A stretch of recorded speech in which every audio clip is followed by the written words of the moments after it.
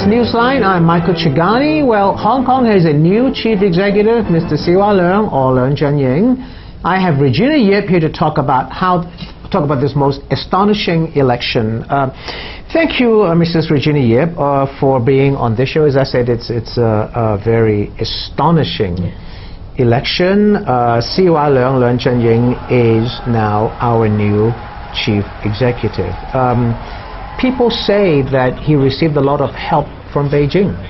Did he? I don't know. I'm not part of his campaign. I certainly have not been approached or lobbied by mainland officials. But you know, people say that a lot of them were lobbied, and there were countless news stories saying that Beijing did help at the last minute. If Beijing did help, would that be overstepping its line or interfering in a local election? Well, it depends on how they help, because there are no lack of people, including many electors, who are looking for signals. It's entirely possible that some of the electors could have approached officials themselves looking for signals. Whom should I support? Who is acceptable to me? How can they make up their own minds?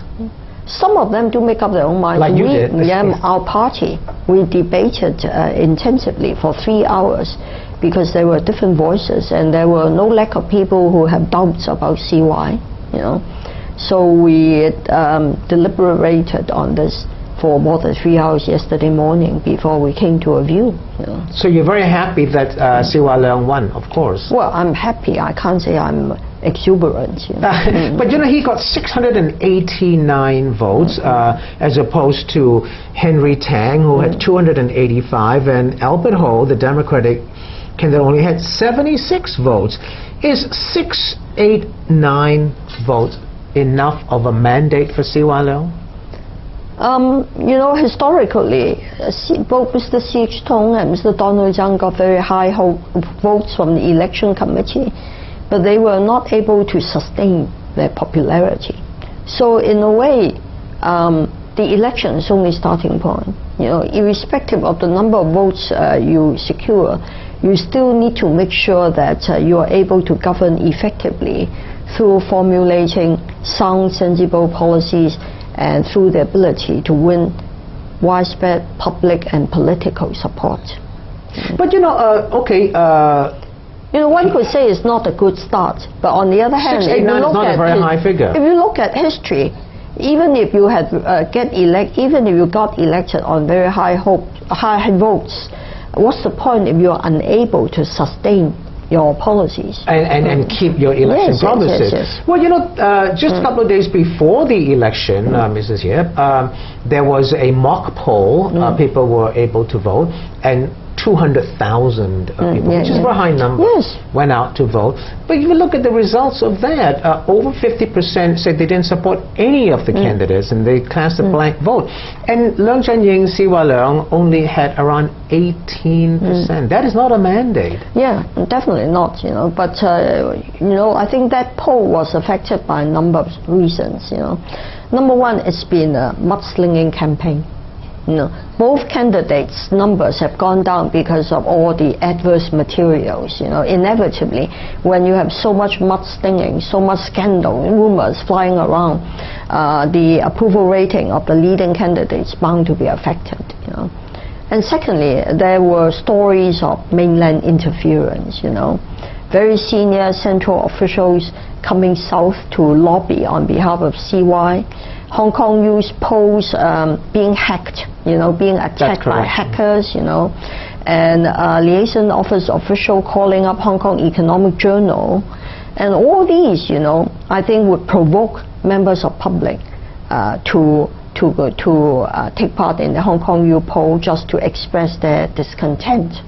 Yeah. Well, you know, people did express their discontent because majority of those who went and cast their votes said they didn't like any of the candidates. So now, but we do have a chief executive. Earlier today, the chief executive was elected. Do you see troubled times ahead for Mr. Leung? Definitely, these are unprecedented times. You know, we have never had a chief executive elected after such a divisive campaign. You know, even the establishment camp became polarized, and there have been quite a bit of hostilities. So I think CY will face a tough job trying to heal the rift, and before he reach out to the wider community. So, but you see, as you move towards universal suffrage-based elections, these things are bound to happen. In the U.S., people rely heavily on negative campaigning. That's correct. They spend millions on TV ads, before primaries. So I think our candidates will need to get ready for that. Well, tell me this then, Regina. You say he's going to have, obviously it's going to be difficult. It's a divisive society. Yeah. You have been named as one of possible candidates for the number 2 job in government, which is the Chief Secretary's job. If offered it, will you take it? Well, mine is only one of the several names being tossed around. Nobody has approached me yet with a firm offer. If approached, I will need to think hard about the impact on my party, and I need to consult with my party, particularly with elections coming up in September. Will you lean towards taking it? Because I know you wanted to run for chief executive, yes, right? Yes. You unfortunately could not get enough votes to be nominated. And if this election had not had a clear outcome, you have said you would run again, right? Yeah, definitely. But that now is over because CY Leung is the chief executive. The number 2 spot is a stepping stone for you. Yes and no. There are pluses and minuses, because I couldn't get into the race.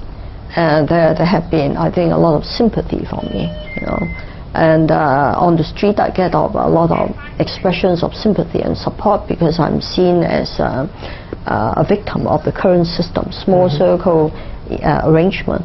But if you join government, you need to share. You have a share of the government's liabilities.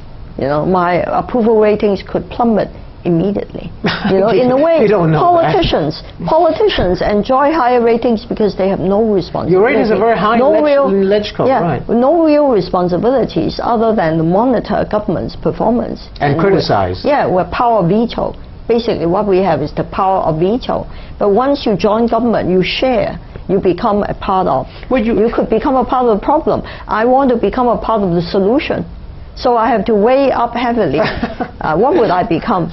Well, you were in government as the security secretary, and you were part of the problem, and you went through an awful time, I remember that. In fact, I enjoy high ratings for a long time, as you know. That's correct. Until I took up Article 23, which was on my portfolio. So talk about Article 23. Again, there are rumors that that if CY Leung becomes the chief executive, he will resurrect Article 23. Is it any time in the next 5 years when CY Leung is chief executive, that we should resurrect Article 23? It's a question for him. You should ask him. Do you think, as a person who handled this very controversial legislation during your time, do you think Hong Kong is ready for it now? I don't think so. No, not now. When will we be ready? I don't know. We have far more pressing issues to deal with. Should we just put it aside on the shelf and deal with it later? It's not urgent. That's what Donald's been doing. Donald's put it on the back burner. You think CY Leung should do the same? It's a judgment for CY to take. But currently we have far more pressing problems, starting with the mainland babies. I think if I were the chief, that would be the first problem, or irrespective of whoever is the chief, that's one of the first problem one should take up. The illegal... the mainland babies, the mainland baby boom. That's correct. So now, I'm going to go back to your becoming the chief secretary. You have vast government experience. You have very high popularity rating now as a LegCo member. If I asked you this just now, if Mr. Leung offers you the job, you say you'll think very hard about this. Tell me what reasons there are that you wouldn't take the job.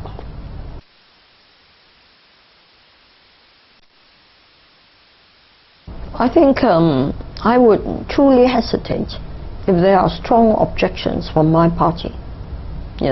Where does your heart take you, Mrs. Yip? What does your heart tell you? You think you can do more in government or help the people of Hong Kong as a number 2 in government than as a legislative councillor, 1 of 60?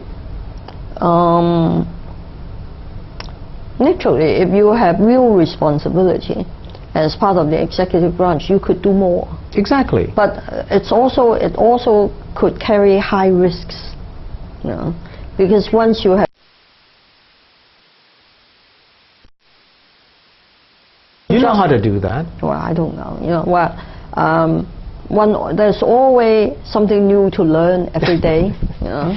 Well, you know, maybe one day you'll come back here and sit here as the chief secretary. And then I'll come under fire from you for whatever decision. Not really. But were you surprised that you talked about the mudslinging? Were you surprised? Did it take you by surprise? Yes, the extent of the mudslinging, the daily revelations in the papers, all the scandals flying around, personal life, you know, and breach of laws, you know, the illegal structure, the enthusiasm or the zeal with which the media prosecuted their investigation. Very admirable. I heard a lot of stories about the lengths the media went to have those pictures taken of the swimming pool in the basement and all that, you know, all very admirable. And they created world news. So it's a good thing rather than a bad thing? It's a good thing in a way. It fully demonstrated the vitality of the local media. Press freedom is truly alive and well. In fact, the media played a crucial role. The media and the public, although this is a small circle election, the media and the public had tremendous influence. They fully demonstrated that they were able to influence the course of the campaign and the outcome. Well, you will pick that up. That's an interesting point. We'll pick it up. Yes. See you soon. Don't go away.